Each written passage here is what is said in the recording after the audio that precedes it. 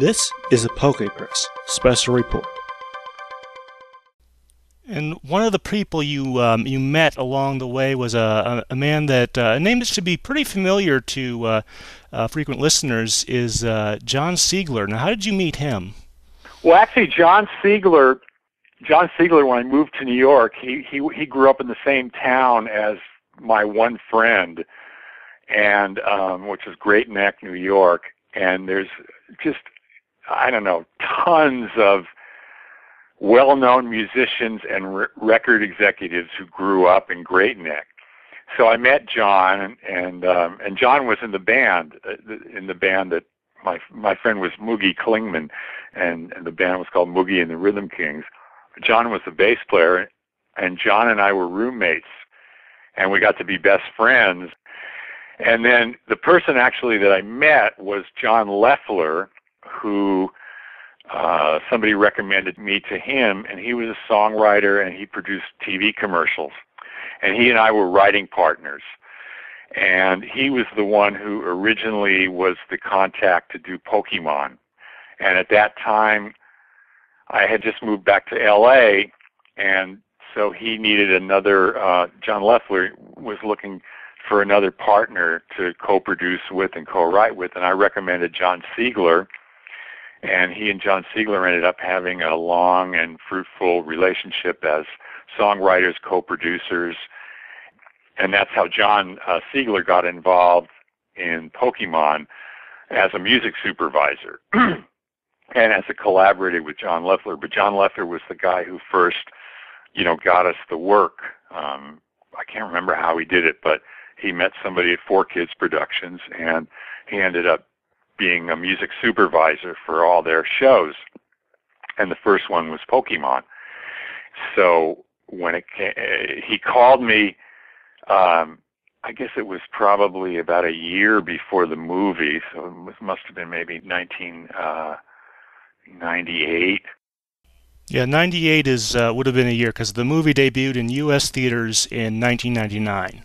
Yeah, so he called me and asked me if I wanted to do the music for this new TV show he was working on called Pokemon.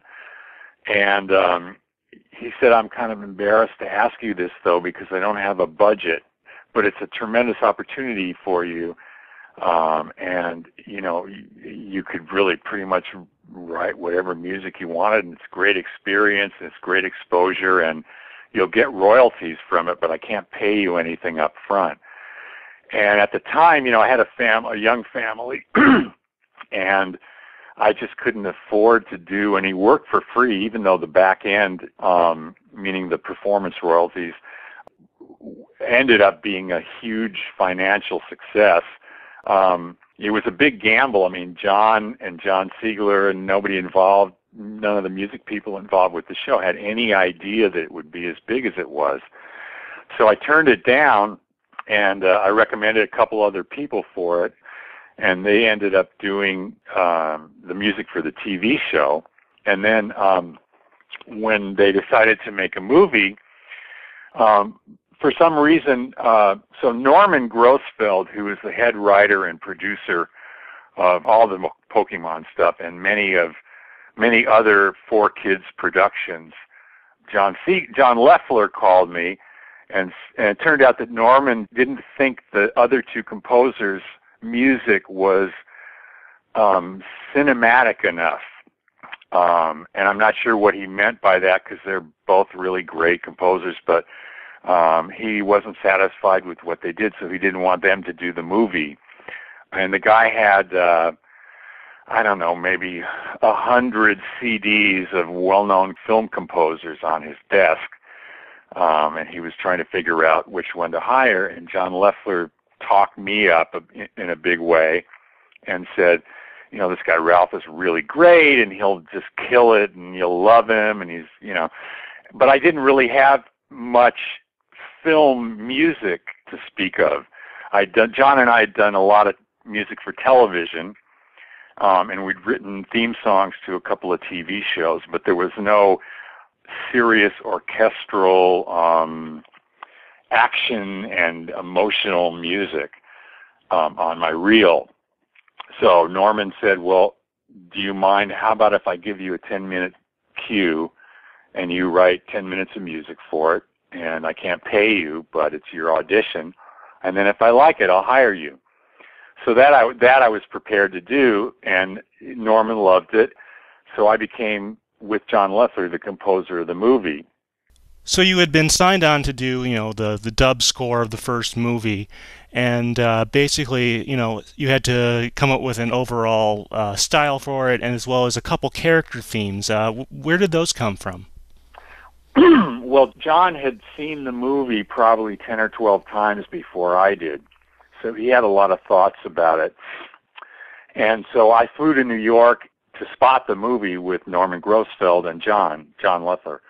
And so we watched the movie, and every time there was a new character, Norman would stop the movie and he'd explain, this character needs a theme, and this is sort of the personality of this character. And so he would explain kind of what he wanted. And some of the stuff he didn't have an opinion about. He would just say, this guy needs a theme. Give me something. I'm not sure what I want. And so we went through the whole movie, and there were also a couple of themes that were like, I think there was a battle theme, and there's like a losing battle theme and a winning battle theme, and there were some various themes for different types of action. So then John Loeffler and I watched the movie a few times, and then we just sat in a room and we came up with these themes that Norman had, requested, and then we played them for him, and he liked them, and then the next step was for me to orchestrate the movie for an orchestra. And it was a real harrowing time because there was very little time to do it. 4Kids Productions, all their shows, they do very quickly. And so when it gets down to doing the music, which is the last thing they do, there's no time, So it was a big kind of high-pressure situation, and John sort of locked me in this room at Rave Music, which was John's company, and I had all these themes, and I had a video of the movie, and with Norman we spotted every cue, and a cue is a certain sequence in the movie, and so then I took the themes and I started orchestrating the music with a computer doing it on MIDI. I had several MIDI keyboards, and I did a mock-up score, and every time I finished a clump of cues, John and I would play them for Norman, and he might have a rewrite idea, but most of them he just said, okay, I like that. And I think it was about 6 weeks that I had, and I had to hire, I had never done music of that length and scope, so I was kind of pretty innocent as to the procedure.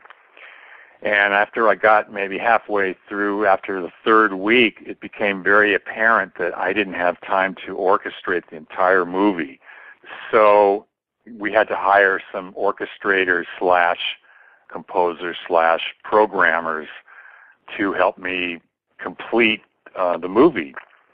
And so basically they listened to my style, which was based on Norman Grossfeld's taste, really, what he was looking for that John and I interpreted. Because we would bring him a cue, and he'd say, no, I'm not getting an emotional thrill, or I'm not getting the pathos in this scene, I'm not getting the feeling of triumph, it's boring, it's not action. A lot of the action music we wrote had, really cool contemporary drum beats and synthesizers and a lot of what contemporary action movie was at the time and still is. But Norman didn't want that. He wanted classical, almost like overly emotional music, let's say, that was written like films from the 30s and 40s, where the music is just really, really emotional, and many people in contemporary film writing would think it was corny and out of date. But Norman really wanted that type of feeling. So after a couple of weeks of working with Norman, finally I got what he was looking for. And then, I got a couple of orchestrators in to help me, and I played them the cues that were approved by Norman so they could see what the style was, and then I put them to work. And I'd map out a cue, I'd map out the themes, I'd do sort of a broad strokes arrangement, and they did all the filling in. They made it sound really good because they were all great orchestrators. They were all very, very well schooled and classically trained and had a lot of experience doing films. And then we did the orchestral date, and it was a success.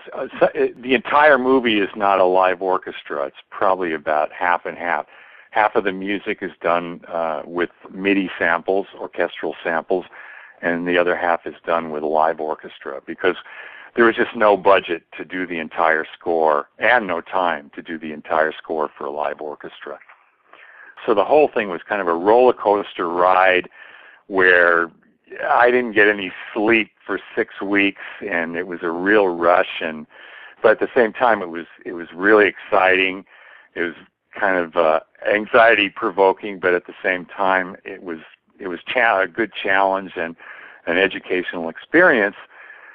And then when all the music was done, then we did the final mix for the film, and the film came out. And by that time, the show was huge, which none of us expected. In fact, there wouldn't have been a movie if the show hadn't been successful. It was just a really big thing, and John Loeffler and I went to the premiere in L.A. at the Grauman's Chinese Theater. And it was packed, and it was a big deal, and there was a lot of press, and the Pokemon movie ended up being an enormously popular, successful feature film. This has been a PokePress special report.